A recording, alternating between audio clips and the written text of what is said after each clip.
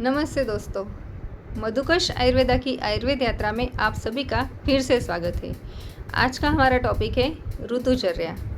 ऋतुचर्या यानी जो ऋतु अभी चल रहा है उसके हिसाब से हमें कैसा आहार और विहार करना चाहिए। अभी आज हम जानते हैं वर्षा ऋतु के बारे में। वर्षा ऋतु में मौसम बहुत ही सुहाना रहता है। हर जगह पे हरियाली ही हरियाली रहती है, बारिश होती है, ठंडी ठंडी हवा चलती है, परंतु उसके साथ साथ बीमारियां होने का खतरा भी बढ़।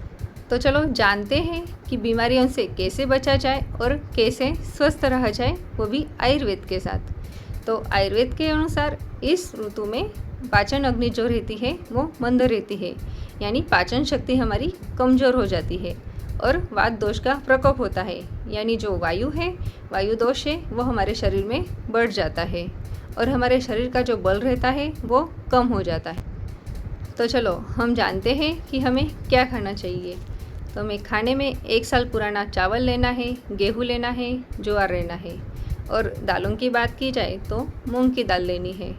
और सब्जियों में हमें परवल खाना है, लौकी खाना है, करेला खाना है, तुरई खाना है और कंकोड़ा खाना है। ये सब्जियां हम खा सकते।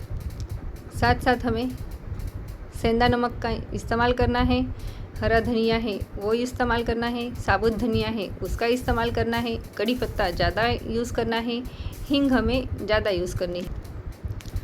हमें गाय का दूध और घी इस्तेमाल करना चाहिए, क्योंकि गाय का दूध जो रहता है वो सुपाच्य रहता है, यानी उसका पचन अच्छे से हो जाता है। हमें अभी ये देखना है कि क्या नहीं खाना है। तो हमें जो खाने में भारी रहते हैं वैसे चीज़ें नहीं खाना है, जो गुरु पदार्थ रहते हैं वो नहीं खाना है।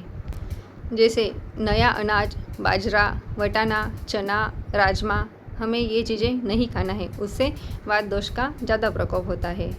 और सब्जियों में पत्तेदार सब्जियां नहीं खानी है और कोबीज की सब्जी नहीं खानी है। पनीर, चीज़, स्वीट्स ये हमें नहीं खाना है।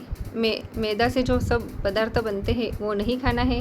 जो फर्मेंटेड किए रहते हैं, बेकरी के जो आइटम्स रहते हैं वो हमें नहीं खाने हैं। और वर्षा ऋतु है, सुहाना मौसम है, तो सबसे पहले हमें पकौड़ियाँ ज़्यादा याद रहती है।